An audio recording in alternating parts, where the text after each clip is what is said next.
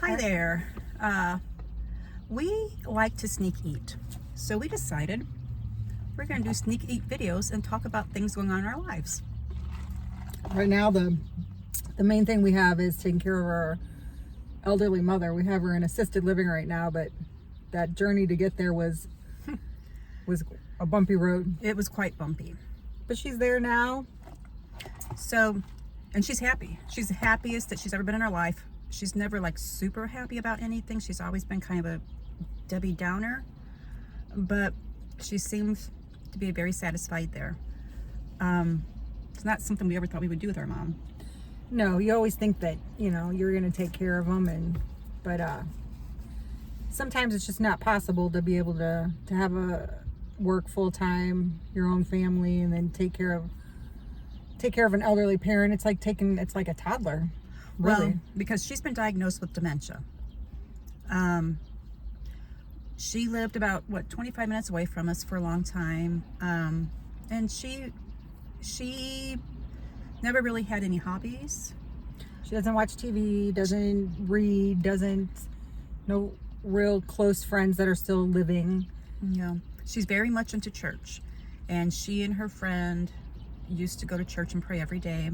She attended church on Sunday mornings, Wednesday nights. That's really was her whole life. And then her friend who would drive her places passed away.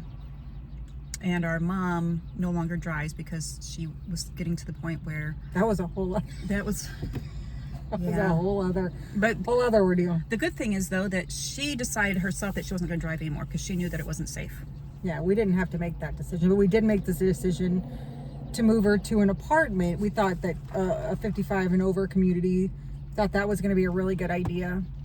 That was not what we thought it was going to be either. She hated that. Yes. Well, let's talk about the day that we went to move her. She had been looking forward. She had asked us a couple of months before that. We had her on the list for maybe a year. Mm-hmm. When am I going to move? Called, when can I move in? When it was like, as soon as we hear that you can move in, we're going to get you in there. So then we called and told her we're moving her. She was excited. They went picked out a couch. Mm-hmm. Bought her a couch. Bought her got her just all kinds of happy, bright color curtains, things like that to make it happy for her. And that day we told her we were going to come pick her up. We showed up with the moving van and she was hiding she peeked out the front window. And then she went and hid in the back and wouldn't let us in at first. Got in, and then she was going to call the police on us. She almost hit you. Yeah. She about ready took a swing. Yeah, she swung, but she thought we were taking her to a nursing home. Yeah. It was not a nursing home. It was a 55 and up community, like Paula said. Oh, I should have used your name now. That's okay. Out. It's okay. And she refused to sleep in her bed that night. She wouldn't sleep in her bed. She sat up in her chair all night. Yep. She wasn't happy to be there. Yep. And then the next day, they're just like, okay, well, you guys going to take me to my new apartment then? But like, that's dementia. That's the thing. We figured out that so many people are dealing with loved ones who have dementia, and it comes in so many different forms and affects people so differently. And with her, to be honest, she's always had a bit of a mean streak. A little bit. Always been super stubborn, just like we are. But the dementia exacerbates that. And she will literally, like 1 minute, be so mad and hateful to everybody around her, no matter what. And say exactly what she thinks. Well, she's already done that. Yeah. And then, I swear, 2 minutes later, it's like a switch goes off, and she's like happy and completely different. So we just wanted to get on here and kind of talk to people about our experience with our mom having dementia and how we've tried to take care of her. And just, you have to just laugh about it, because if you don't laugh about it, you're going to cry.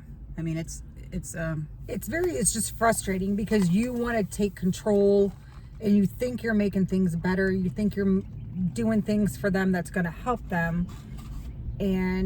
But I guess, like you said, it's so different for everyone. With her, you think you're making it better, and some people would be really happy with what we're doing. They think, oh, thanks, you did this for me.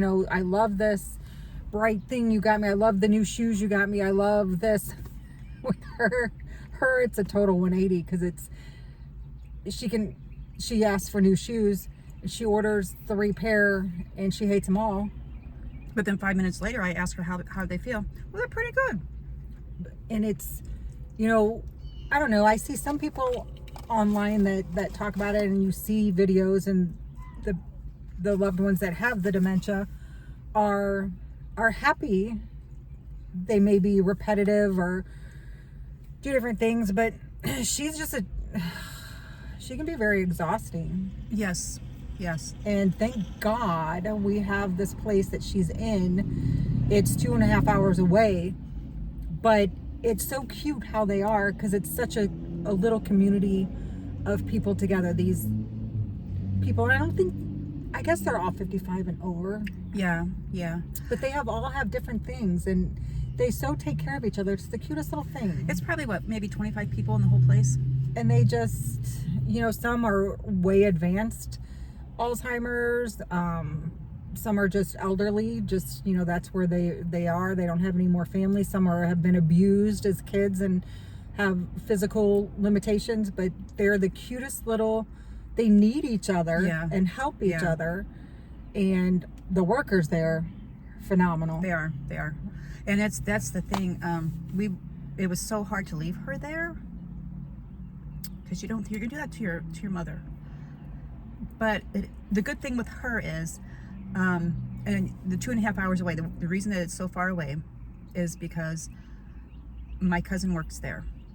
It's her hometown. She has, her brothers and sisters are right there next to her, and they can come see her every day if they want to. And they do come and see her just about every day. Even though she'll say they didn't. She'll forget, but they do. They do. And she hadn't been able to see her brothers and sisters very often whenever she was living closer to us, because it just wasn't feasible. They have all gotten older and, you know, couldn't make the trips up here. We would probably see them a couple times a year, maybe at the most. And she's very close to one of her sisters, and she gets to see her almost every day, and they just have a fantastic time. But yeah, the whole ordeal of moving her out of her house, it was almost like a physical altercation, and she just thought we were horrible people. I think she really thought she was going to a nursing home. We moved her. She was 25 minutes away from us before. We moved her within 5 minutes of us. And it was going to be great. We thought it was going to be fantastic. That was a very nice community too. Very nice people. Those people are great. They were all very supportive of each other. And she had the cutest little apartment. You know, it was like a little 2-bedroom, 1-bath place. Brand new, everything. It's beautiful. They take you shopping every day. Yes, they had little transportation. She never once went on that. She was actually only there for less than a month. Yeah. But it was 2 minutes from where I work. And I would go see her twice a day. My sister would go see her like every day. But she was absolutely depressed there. She absolutely hated it. So we ended up having to, she ended up having to have emergency surgery. Having the diverticulitis. Yeah, she had the diverticulitis, yeah. And it punctured her. But we didn't know. She had it apparently for quite a while. She told her neighbors for about a week that her stomach was bothering her, but she didn't say anything to us. We thought it was her back. She kept telling it was her Yes. back. So we were medicating her for her back, just trying to help that out, patches, whatever we could do for the arthritis in her back. And yeah, then it ended up you going over there and just one morning and calling the ambulance because she was in so much pain.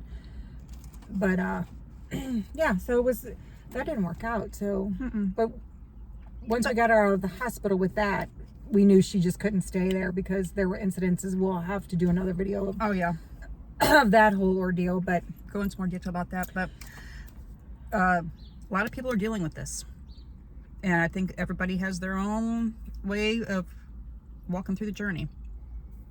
Thank God we have each other. I can't imagine somebody being an only child and trying to do it, because I mean, even though she is in a place now where she gets assistance and everything, that she's got 24-hour care there, it's still, you know. It still takes us, her brothers, her sisters, to keep all her, of us. to make sure that she knows that we're still there. Make sure that she knows that we haven't just abandoned her. Yeah. But even just to do everything from paying bills, because we still have our house we're trying to empty out and sell. Taking care of her car. Car, medications.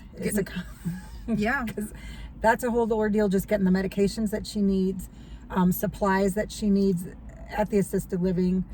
Just, it's... Right. And how people do it, actually taking care of them in their house, blows my mind, because just trying to do it from 2.5 hours away and still having our life now is... Yeah. So I can't imagine 24/7 of somebody there. You can't, because you can't, in her case, she kind of roams at night. So you can't, my sister thought that she could take care of her with her husband being there and her kids and everything, between everybody being in the household. She thought she could take care of her. But you can't. But no. And I live alone, so there was no way I could stay up with her 24 hours a day and, and work also. But She would like the 24-hour care, because we did that after her surgery. She would love that. Yeah. Because that was a whole one-on-one. Yeah. And she loved that. because But she loves to talk and that's socialize. pretty pricey. But anyway, I guess we'll make another video soon, and just know that you're not the only ones dealing with this. Yeah, and we'd like to see and hear comments of how you guys deal with it, what yours is like. Maybe some funny stories, because we need to laugh about this. Yeah, because I think that's what we'll be doing down the road, is just telling stories about how that did go. And we'll be doing it while we're sneak eating. Sneak eating Today's is the best. McDonald's. Sneak eats. Yeah. McDonald's gets hit a lot. Oh yeah, it hits. But- It hits. Helps stress eating, all that, But I guess that's our video for now. All right, we'll talk to you later. All right, thanks.